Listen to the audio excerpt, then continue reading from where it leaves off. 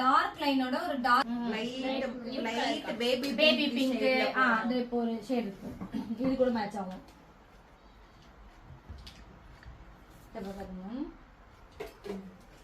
அது மேட்ச் ஆகுது. ஒரு நியூட் ஷேட், அதாவது இது பேபி பிங்க்னு சொல்ல முடியாது.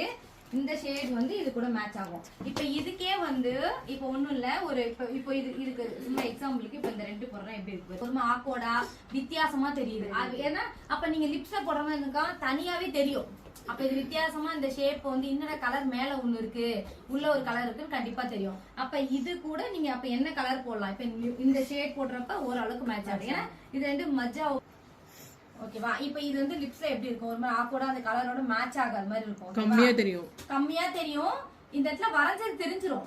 அது வந்து மேட்ச் ஆகலாம். என்ன ஆகும், ஒரு கரெக்டா ஒரு விஷயம் மேட்ச் ஆகல அப்படின்னா அது தனியாவும் இது தனியாவும் இதை கொடுத்தா நான் டார்க் தான் கொடுப்பேன். இந்த ப்ரௌன் இந்த ப்ரௌன் கொடுத்தா